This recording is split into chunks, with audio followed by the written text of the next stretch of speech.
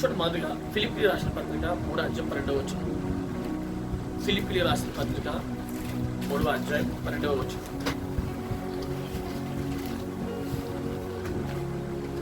ఇదివరకే నేను గెలిచితినని అయినను, ఇదివరకే సంపూర్ణ సిద్ధి పొందితినని అయినను నేను అనుకొనట్లేదు. కానీ నేను దేని నిమిత్తము క్రీస్తు యేసు చేత పట్టబడితినో దానిని పట్టుకొనవలెనని పరిగెత్తుచున్నాను.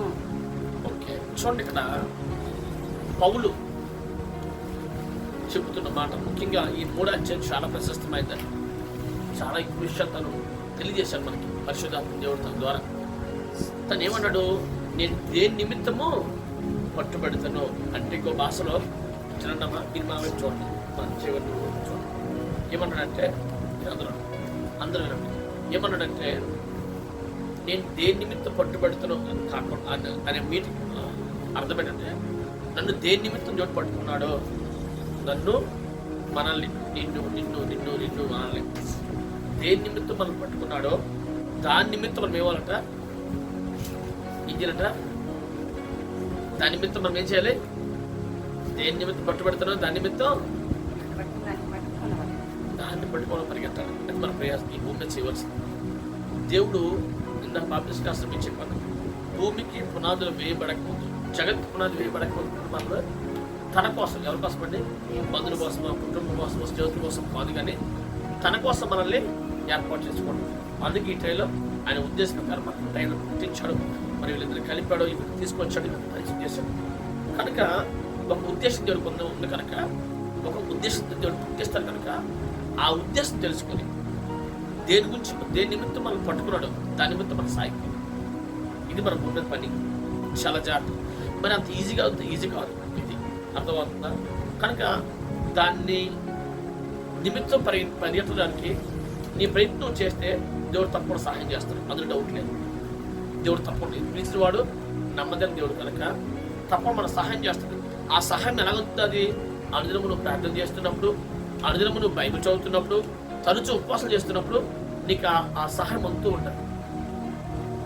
దేని నిమిత్తం మనం పట్టుకున్నాడో దాని నిమిత్తం కొనసాగడానికి వెళ్ళిపోతున్నప్పుడు ఆయన మనకి ఏం చేస్తాడు, సహాయం చేస్తాడు తప్పకుండా. కానీ ఆ సహాయము నువ్వు కాముకుంటే ఇవ్వడు దేవుడు. నువ్వు నిశ్శబ్దంగా, అంటే ఏమి లేకుండా పట్టి పట్టడానికి ఉంటే ఆ సహాయం దేవుడు చేయడు. ఎప్పుడు సహాయం చేస్తాడంటే ఆయన దగ్గర మోకరించి ప్రార్థించాను. ఎంత ప్రార్థిస్తావో, ఎంత బైబిల్ చదువుతావో, ఎంత తరచు ఉపవాసం చేస్తుంటావో దేవుడు ద్వారా తెలుస్తూ ఉంటాడు. ఆ జ్ఞానం దేవుడు నీకు ఇస్తుంటాడు, గ్రహింపిస్తుంటాడు. ఎలా అడుగులు వేయాలి, ఎలా ప్రార్థించాలి, ఎలాగే ప్రయాసపడాలి, ఏవి నేర్చుకోవాలి, ఎలా ఏవి విడిచిపెట్టాలి, స్లోగా ఆ పరిపూర్ణ దేవుడు నడిపిస్తూ ఉంటాడు. కనుక మనము చాలా జాగ్రత్త. ఈ భూమి మీద ఎంతోమంది ఎన్నో విధాలుగా ఎన్నో పనుల కోసం జీవిస్తున్నారు. అది మన పని కాదు. అర్థం, మన దేవుడు ప్రత్యేకంగా తెచ్చాడు, మనల్ని ఆయన కోసం ఎన్నుకున్నాడు. అంతేకాదు, ఈ భూమి చాలా మంది రకాలు ఉన్న వారిని మనం సపరేట్ చేశాడు దేవుడు. అంటే ప్రత్యేకించాడు దేవుడు.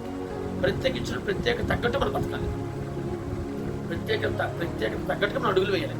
ఇప్పుడు అలాగే చేస్తామో దేవుడు తప్పకుండా ఆయన ఉద్దేశాలు గొప్ప ఉన్నాయి కనుక, ఆయన మన పట్ల గొప్ప ఉద్దేశం కలిగి ఉన్నాడు కనుక ఆయన నెరవేరుస్తాడు దేవుడు. అందుకే పౌలు అంటాడు, దేవుడు నేను క్రీస్తు సంఘాన్ని పాటు చేస్తూ ఉన్నప్పుడు, క్రీస్తులు హింసిస్తున్నప్పుడు, ఆడవారిని మగవారిని హింసిస్తున్నప్పుడు అసలు దేవుడే కాదు అని నేను చెప్పి, నేను భయంకరంగా సంఘాలు హింసిస్తూ నా ఇష్టం, నా సంతోషం, ఆ హింసిస్తూనే సంతోషపడే రోజుల్లో నుండి దేవుడు నన్ను పట్టుకున్నాడు. అది దేని మీద పట్టుకున్నాడు? ఏదో చర్చకొచ్చి వెళ్ళిపోవడం కోసం కాదు, ఏదో కొంచెం పాటలు పాడి ప్రార్థన చేసి వెళ్ళిపోవడం కోసం కాదు. ఒక ఉద్దేశం నన్ను పట్టుకున్నాడు. నాకు అర్థమైంది, ఆ ఉద్దేశంతో వెళ్ళిపోతున్నాను. మనం కూడా అంతే. కనుక ఒక ఉద్దేశంతో మనం పుట్టించడమే కాదు, ఈ సమయంలో ఈ వయసులో మనం పట్టుకున్నాడు కనుక ఆ ఉద్దేశం మీద వెళ్ళిపోవాలి ముందుకి. మరి ఎన్నో ఉంటాయి, ఆటంకాలు ఉంటాయి, వెనక లాగేవారు ఉంటారు, కుటుంబంలో ఉంటారు, స్నేహితులు ఉంటారు, ఉన్న ఊరులు ఉంటారు, ఎన్నో ప్రయత్నం ఎదురవుతాయి. వీటన్నిటిలో నువ్వు ఆశతో అడుగులేస్తే దేవుడు నీకు ద్వారా తెలుస్తూ ఉంటాడు, దేవుడిని సహాయం చేస్తుంటాడు. అదే మాట అంటాడు అపోస్తల కార్యాలు 26:19 చదవండి. అపోస్తల కార్యాలు 26:19.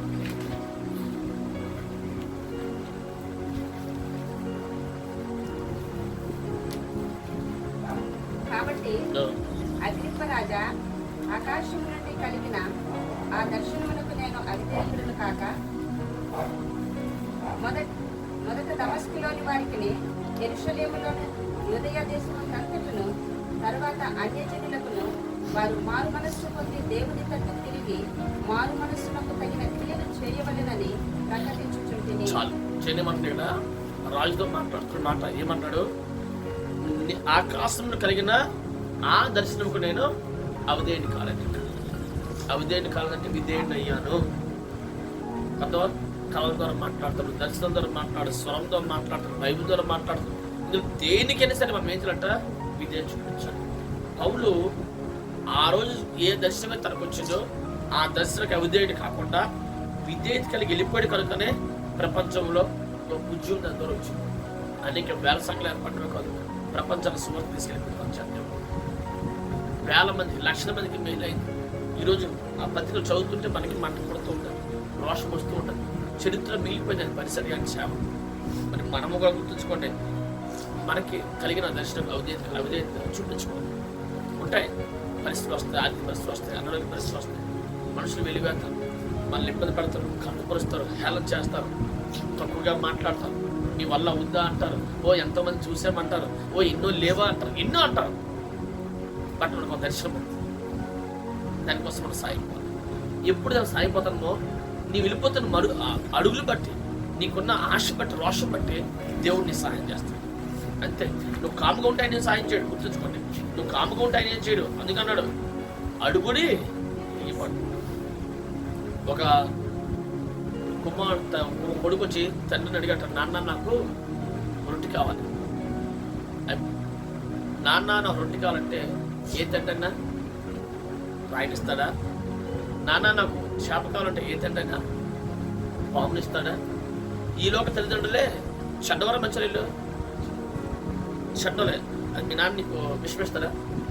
చెడ్డోడే ఇక్కడ ఇష్టం కదా. ఈలోక తండ్రులే మంచి వాళ్ళు ఇష్టపడతారు పిల్లకి, చెడ్డలు ఏమిటో మంచి వాళ్ళకి ఇష్టపడతారు. కానీ ప్రాణం పెట్టిన తండ్రి యేసయ్య ఇంకా పెద్ద శ్రేష్టమైనవి ఇస్తా అంటే అది ఏమవుతుంది? అడిగితే నాన్న నాకు రొట్టె కావాలంటే అడిగితేనే తెచ్చుకోండి అంతే అంటాడు. ఒక సమయానికి మీరు బైబిల్ చదువుతూ ఉంటారు చాలా సందర్భాలు. కొంతమంది దేవుడు అంటాడు, మరోజు ఒక స్నేహితుడు ఇంటికి ఒక స్నేహితుడు వచ్చాడు, అర్ధరాత్రి వచ్చాడంట. స్నేహితుడు అడుగుతారే, రే ఆకలేస్తున్నా చిన్న ఇది వద్దులంటే, రే పడుకున్నావురా అన్నారట. మళ్ళీ అడుగుతుంటే, ఎవరే ఇప్పుడే పిల్లలు పడుకున్నారా, కథపరా లేపరా అన్నట.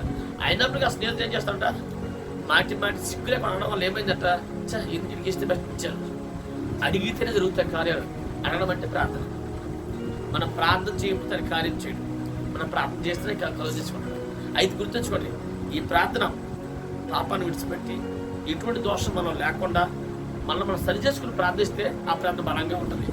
ఆ ప్రార్థన ఉపవాసం చేస్తుందనుకో ఆ ప్రార్థన ఇంకా బలంగా ఉంటుంది. అప్పుడు దేవుడు కార్యాలు చేస్తాడు.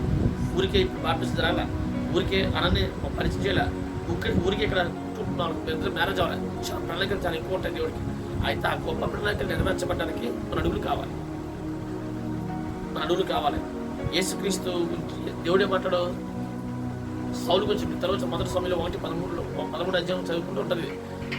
సౌలునట నిత్యము తన్నే రాజుగా శైలి ఓకే చేసినట్టు దేవుడు స్థిరపరిచినట్ట.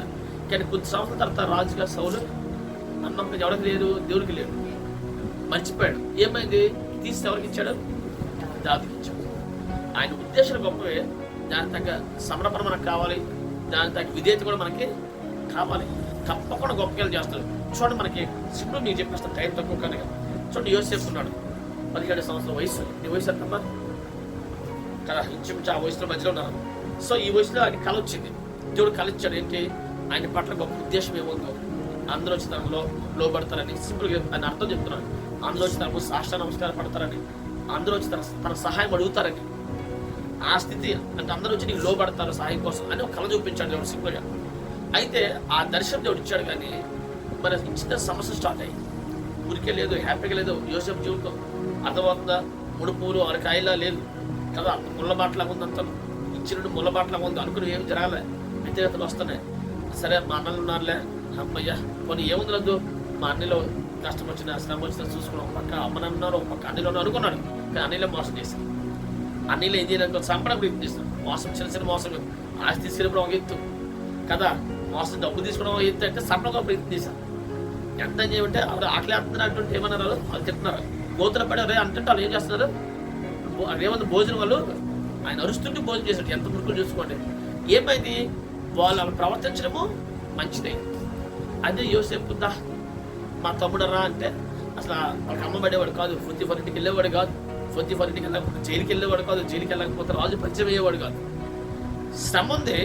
తన వెనకాల దేవుడి ప్రణాళికలు ఏమవుతుంటే కొనసాగుతూ ఉన్నాయి. ఒక శ్రమ గొప్ప ఆశీర్వాదం దగ్గర తీసుకెళ్తుంది. ఒక అవమానము, ఒక నింద గొప్ప ఘనతకు దగ్గర తీసుకెళ్తాం. అందుకన్నాడు కదా 61:7 ఏదో యెషయా గ్రంథంలో, నీ అవమానం ప్రతిగా రెట్టింపు ఘనత ఇస్తాను, నింద ప్రతిగా దేశంలో భాగము అనుభవిస్తాను, నిత్యానందం నేను నీకు ఇస్తాను. అవమానం ప్రతిగా రెట్టింపు అంటే అవమానం లేకపోతే ఘనత ఉండదు, ప్రతిపడ ఉండదు. సో ఇది వస్తేనే అది ఇస్తుంది. దీని ముందు మనం నేర్పిస్తాను. దేవుడు నన్ను అనుభవాలు నడిపిస్తుంటాడు. మనుషులు మాయ అర్థమవుతాయి, మనకి మాయ చేయని ప్రయత్నం చేస్తారు, ఇబ్బంది పెట్టడం ప్రయత్నం చేస్తారు, తప్పు చేసి మాట్లాడతారు, నిందేస్తారు. అవసరమైతే మన చెడు 100% కోరుకుంటారు, ఏమేమి చేయాలని ప్రయత్నం చేస్తారు. ఇట్లు తప్పించుకొని వీటన్నింటిలో అలా ఉండిపోకుండా యోసేపు లాగా తనకి భోజనం లేదు అనే స్థితిలో ఉండి అనేక లక్షల మంది భోజనం పెట్టి స్థితికి రావడానికి కారణం ఏంటంటే తన నమ్మకం. రెండోది పరిశుద్ధ. ఈలో తనకు కూడా ఎన్నో చేసే సోదరులు ఒక ఆడదైతే శోధించబడ్డాడు, నిలబడ్డాడు. అలాగే ఇదో శ్రమలు దేవుడిని ఎక్కడ తప్పబెట్టినట్టు కానీ, దేవుడిని ఎక్కడ సరిగినట్టు ఎక్కడ లేదు. ఆయనకు దర్శనం ఉంది, నా దేవుడు తప్పని నెరవేరుస్తాడు అంతే. ఆ దాంతో 13 సంవత్సరాలు ఎదుర్కొన్నాడు శ్రమ. శ్రమ. ఎవరు అమ్మాయి అనుకుంటే అక్కడ మన శ్రమ స్టార్ట్ అయ్యింది. పరిస్థితులు బాగున్నాయి పనులు అనుకుంటే మన సమస్య స్టార్ట్ అయ్యింది. ఇటువంటి శ్రమ ఎవరిని సైతం వాడుకుంటాడు. వాటన్నింటిలో గుర్తుంచుకుంటే గమ్యానికి దగ్గర తీసుకెళ్ళాను, ఆశీర్వాదానికి దగ్గర తీసుకెళ్ళాయి. అందుకే దేవుడు అంటున్నమాట యెషయా 55:8 ఏం చెప్తాడు? మీ ఎడల మీ తలంపులు నా తలంపులు వంటివి కావు, నా తలంపులు మీ తలంపులు వంటివి కావు, నా త్రావులు మీ త్రావులు వంటివి కావు. భూమికి ఆకాశం ఎంత ఎత్తుగా ఉన్నాయో మీ ఎడల నా తలంపులు అంత ఎత్తుగా ఉన్నాయి. అర్థమవుతుందమ్మా? చూడండి, భూమికి ఆకాశం ఎంత దూరం ఎవరికి వెళ్తుంటే ఏ సైంటిస్టులు కనుక్కోవాలి. భూమికి సూర్యుడికి మంచి దూరం కనుక్కున్నారు, భూమికి చంద్రుడికి మంచి దూరం కనుక్కున్నారు, కానీ భూమికి ఆకాశం మంచి దూరం ఎవరో కనుక్కోలేదు. అంటే అంత గొప్పల దగ్గర ఉన్నాయి మన ఎడల. అందుకే భయపడవలసిన అవసరం లేదు. అయితే పట్టుదలతో ప్రార్థించేవారు కావాలి. మనం చేయవలసినంత ఏం చేయాలి? పట్టుదలతో ప్రార్థించాలి.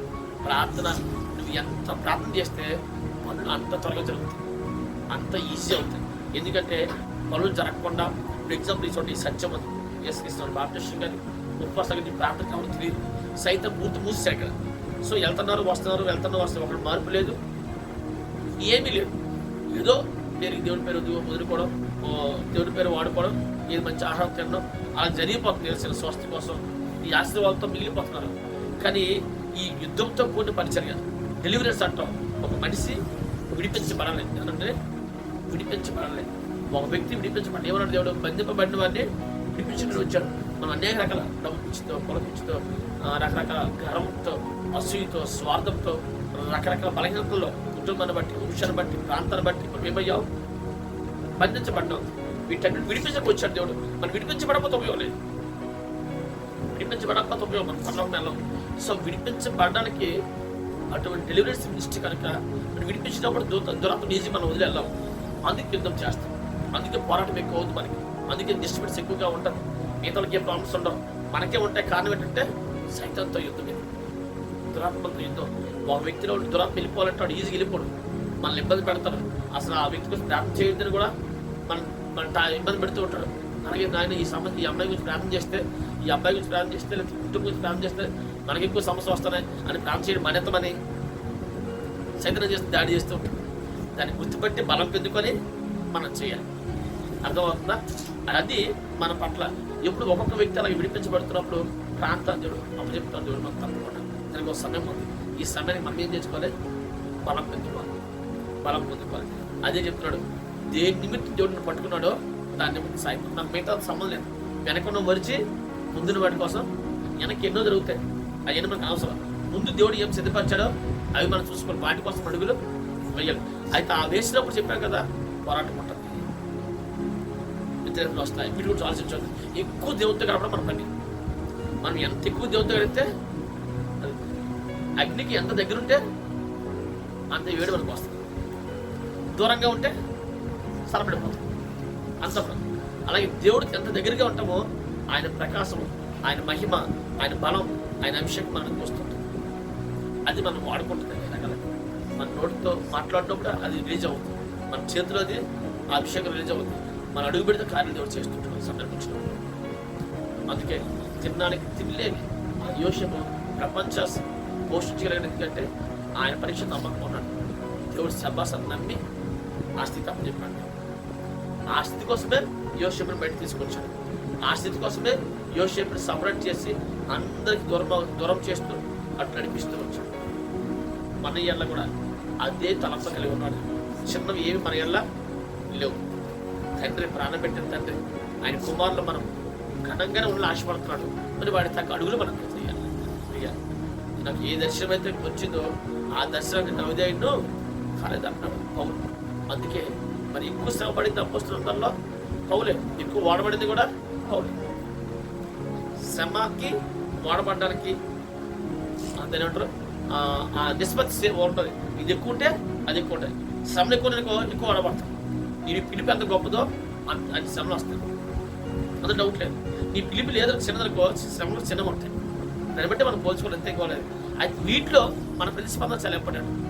ఏం ప్రభా ఇలా ఉన్నాం, ఎప్పుడు దీవిస్తాం, ఎప్పుడు వాడుకుంటాం అంటే ఆయన టైం ఆయనకు ఉంటుంది. నువ్వు నేర్చుకోవచ్చు, మనం నేర్చుకోవాలి. మనం మారవలసింది మనము మారాలి. ఎక్కువ వాక్యం ధ్యానం చేస్తుండాలి, ఎక్కువ ప్రార్థిస్తుండాలి. ఇలా చేసినప్పుడు దేవుడు ఆయన మనం నడిపిస్తూ ఉంటాడు. తప్పకుండా గొప్ప కార్యాలు దేవుడు చేయడానికి సిద్ధంగా ఉన్నాడు. అయితే ఈ విషయాల్లో చూడండి ఏమన్నాడు లోకసువార్త 9:23. లోకసువార్త 9:23.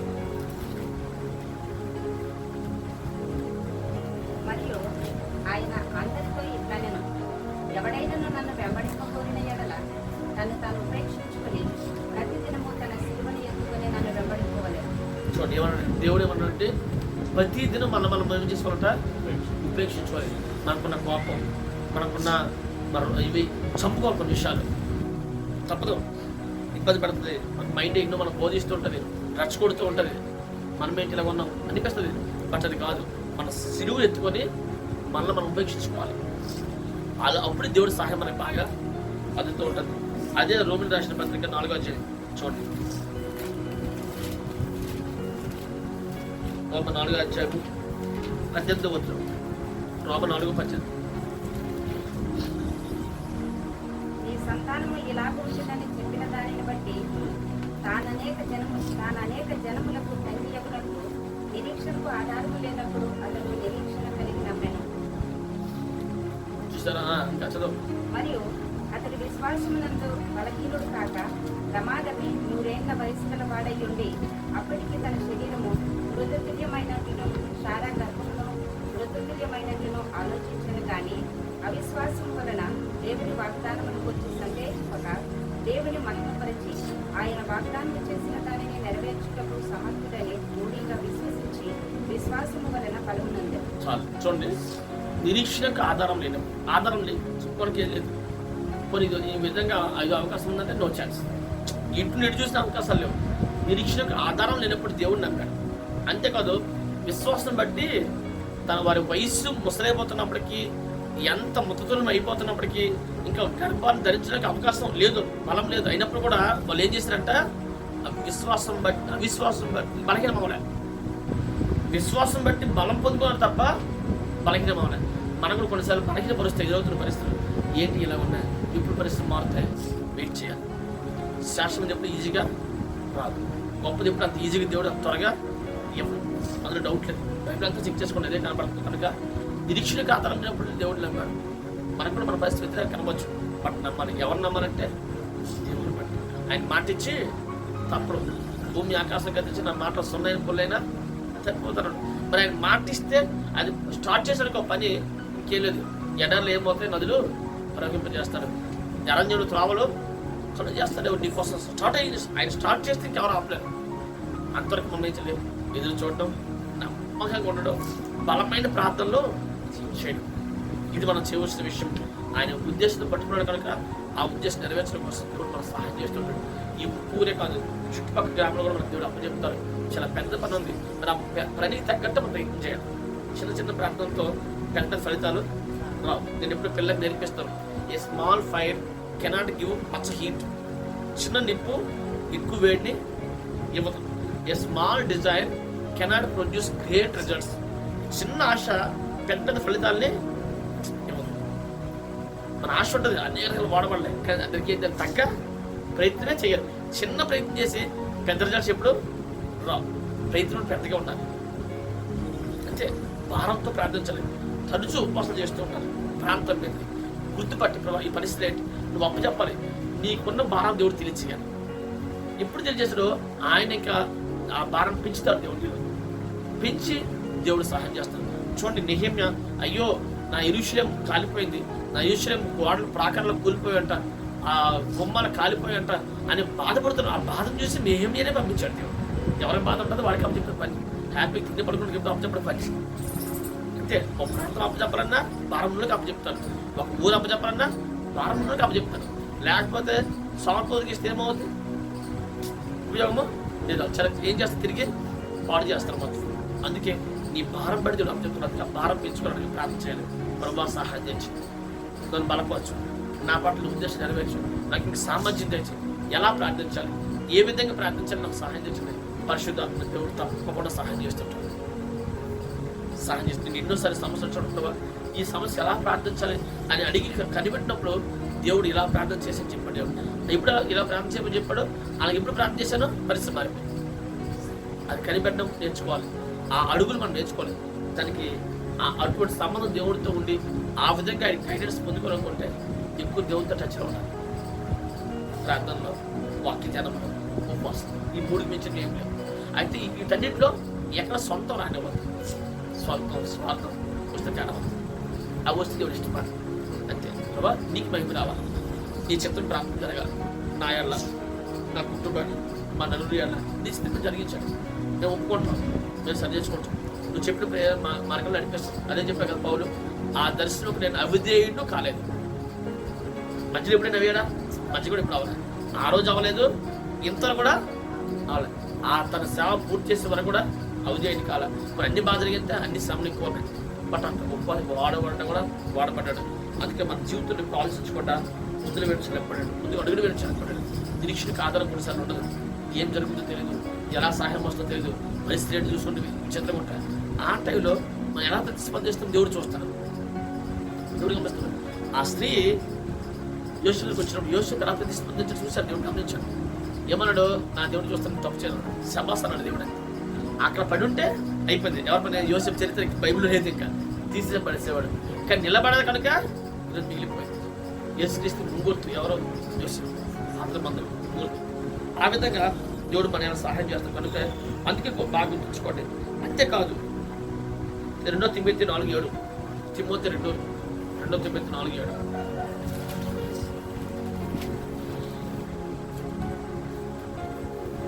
మంచి పోరాటము పోరాడితిని, నా పరుగు కడముట్టించితిని, విశ్వాసము కాపాడుకొంటిని. ఇక మీదట నా కొరకు నీతి కిరీటం ఉంచబడి ఉన్నది. చాలా ఏమన్నాడండి, మంచి పోరాటం ఉంటుంది. జీవితాంతం గుర్తుంచుకోండి. పరిచయాలు కానీ, వ్యక్తిగతంగానే, కుటుంబం కానీ ఎన్నో డిస్టర్బెన్సెస్ వస్తాయి, ఎన్నో చిరాకులు వస్తాయి. అప్పుడే పరిస్థితి బాగుంటాయి.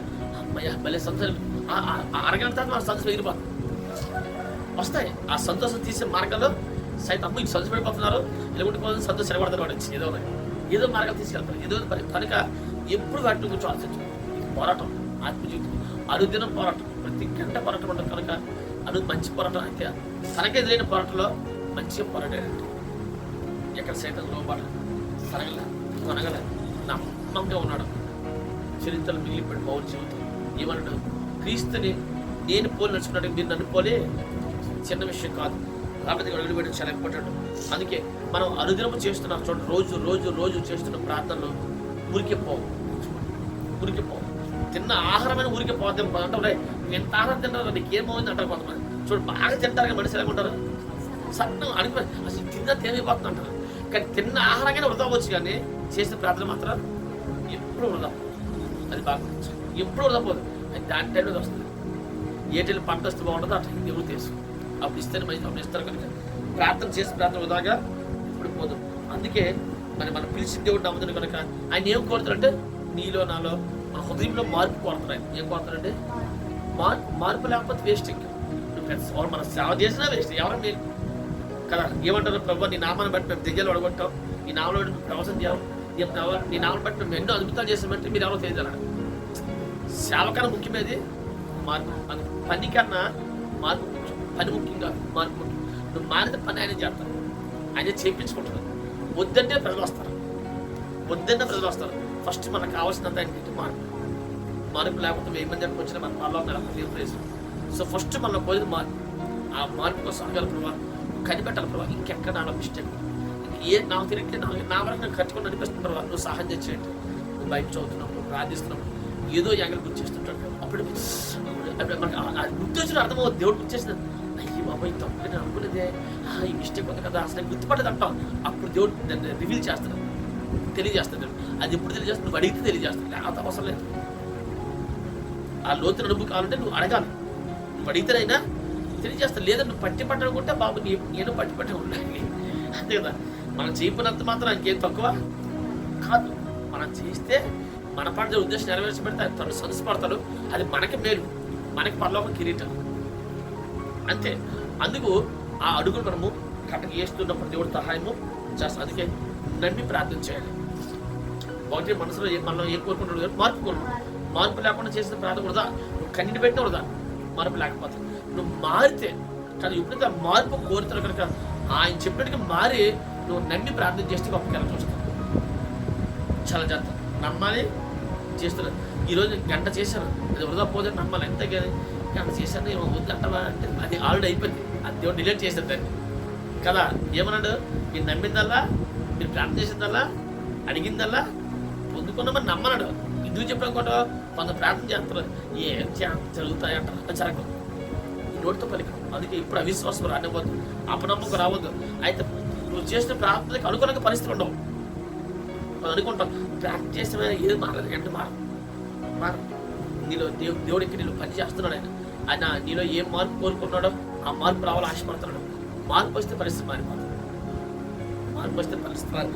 అందుకే మార్పు కోరుతారు కనుక ఆ మార్పు కోసం మనం ప్రయత్నించడం, నమ్మి ప్రార్థన చేయాలి. అలాగే పరిస్థితులు ఎలా ఉన్నా దేవుడిని మనస్థానం నుంచి ప్రేమించాలి. పరిస్థితి ఎలా ఉండొచ్చు, ఒకరోజు సంతోషం వస్తుంది, ఒకరోజు దుఃఖం వస్తుంది, ఒకరోజు ఘనత వస్తుంది, ఒకరోజు అవమానం వస్తుంది, ఒకరోజు అందరూ అబ్బా ఇంతమంది అలా ఉన్నారనిపిస్తుంది, ఒక్కోసారి నీకు ఎవరు లేదనిపిస్తుంది. అన్ని జరుగుతాయి. కానీ అన్నింటిలో కూడా ఏం చేయాలి, పరిస్థితి ఎలా ఉన్నా నువ్వు దేవుడిని మాత్రం ఖచ్చితంగా ప్రేమించాలి. మొదటి దేవుడికి ఇచ్చి ప్రేమించాలి. ఎప్పుడు ఆ ప్రేమ చూసి దేవుడు మెచ్చుకుంటాడు. అందుకే పేతురు అందరికన్నా ఎక్కువగా మీతో ప్రేమించట్లేదా, మీతో ప్రేమించట్లేదా, మిగతా శిష్యులను ప్రేమిస్తున్నారు. కానీ దేవుడికి ఏం కావాలి, అందరికీ ఎందుకు రాబోలు సంఘ నాయకుడు అతను.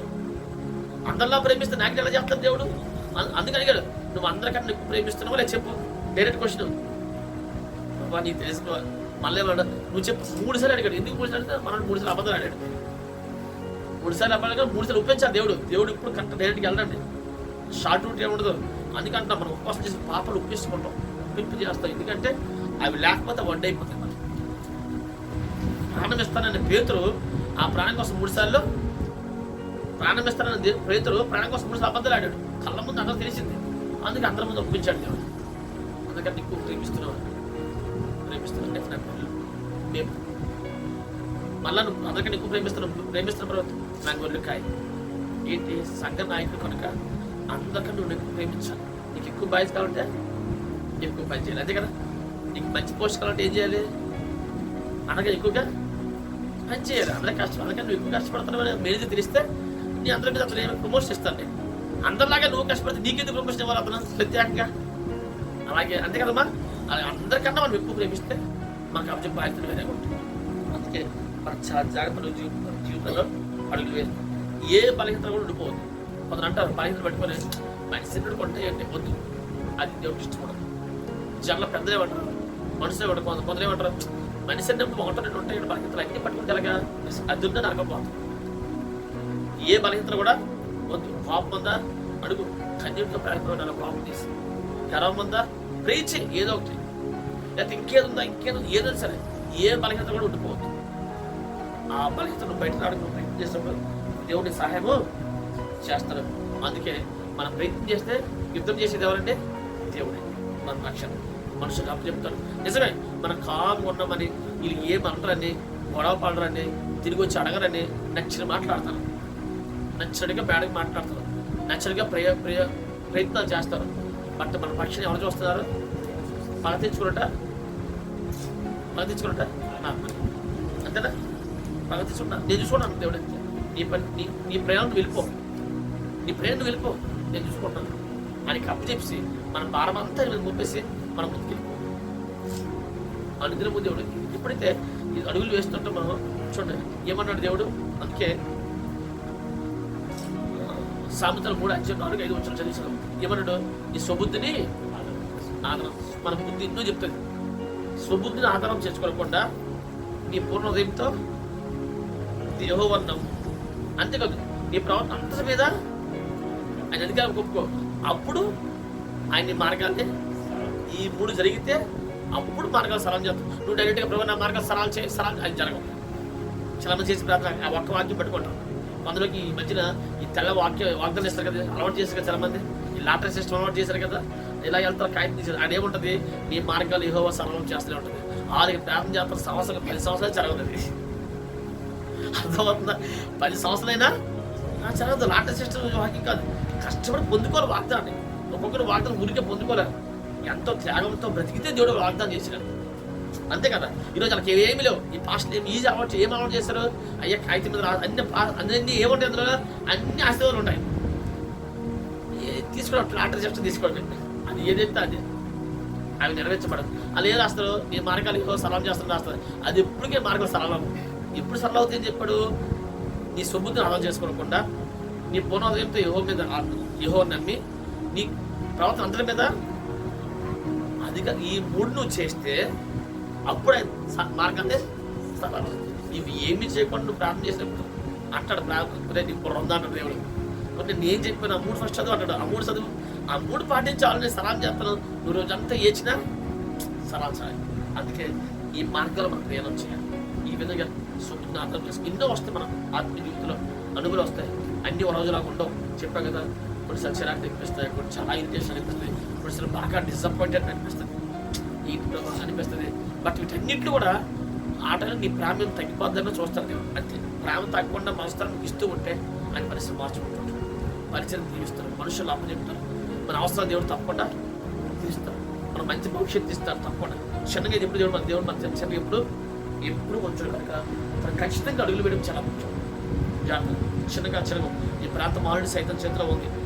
ఒక పక్క దేవుడు కోపం వస్తుంది ప్రజల ద్వారా, జరుగుతున్న భాషల ద్వారా, వారి ప్రవర్తనలు, వారి బతుకు తీరులు బట్టి మనము అలాగే సామాన్యంగా ఉంటే మనకు అర్థం. ప్రత్యేకంగా ఉండాలి, భారంతో ఉండాలి. మనం చూసి మెచ్చుకోవాలి దేవుడు. సరే బలా నమ్మకమైన మంచిది. దేవుడు వాళ్ళకి 5 ఇచ్చినట్టు, వాళ్ళకి 2 ఇచ్చాడు, వాళ్ళకి 1 ఇచ్చాడు. 5 ఇచ్చిన వాడు ఏం చేస్తాడ? నువ్వు 5 ఇచ్చావు, ఇదిగో మనకి 5 సంపాదించావు. 10 బలా నమ్మకమైన మంచి దాసుడా, ఇదిగో అనేకం అప్పచెప్పేది ఎవరు మనకి? దేవుడు అప్పచెప్పాలి. ఎప్పుడు అప్పచెప్తాడు? ఆయన నమ్మకం ఉంటే. అయితే ఆయన నమ్మకం ఉంటే అనేకం అప్పచెప్తాడు. అంత అప్పచెప్తారు దేవుడు నాకు, అంత అప్పచెప్తాం. మరి వెనక సంఘం నిత్యం ప్రేయర్ జరుగుతున్నాయి, ప్రేయర్ చేస్తాం. మీరు చూస్తాం. జూమ్ మాత్రమే కాదండి, శని పిల్లలు జరుగుతాయి, వ్యక్తిగత ఇన్ని ప్రేయర్ జరుగుతాయి. మరి మీరే నుండి ఖచ్చితంగా పోరాటం దేవుడు సహాయం చేస్తాడు. అదే భారం కాదు. మనకి ఇప్పుడైతే అడుగులు వేస్తున్నాం. ఆకాశంలో కలిగిన ఆ దర్శనం నేను అవిధేయండి కాలేదు. దేని నిమిత్తం దేవుడు పట్టుకున్నాడు, దాని నిమిత్తం నేను సాగిపోతున్నాను. యోసేపు అదే జీవితం, అదే నా దేవుడు చెప్పాడు, నెరవేరుస్తాడు. వచ్చింది ఆయనకి అంత మంచి జరగలే, అన్ని వ్యతిరేకలే. బట్ చివరికి ఏమైతుంది? గమ్యాన్ని తీసుకెళ్ళి శ్రమలన్నీ ఆశీర్వాదం దగ్గరికి, ప్రతి శ్రమ ఆశీర్వాదం దగ్గరికి తీసుకెళ్ళి చెక్ చేసుకోవడం. మొత్తం ఏ శ్రమ కూడా ఆశీర్వాదం దూరం అవుతుంది చేయలే, దగ్గర తీసుకెళ్ళాలి ఆశీర్వాదం. మనం కూడా అలాగే చేస్తాం. అలాగే దేవుడు సహాయం చేస్తాడు. కనుక అడుగులు ఖచ్చితంగా ఎంతో మనకు కొంచెం ప్రేరు పెంచండి. ఉపవాసం త్వరగా స్టార్ట్ చేస్తే చాలా మంచిది. ఉపవాసంలో ప్రార్థన ప్లాన్ చేయండి. అర్థమవుతుంది. దేవుడు ఈ పరిచయాన్ని మిమ్మల్ని దేవుడు దీవించి ఆశ్రయించండి. కానీ ఆమె ప్రార్థన చేసుకుని టైం అవుతుంది. ఆల్రెడీ ట్రైన్ అవుతుంది. పలకాలి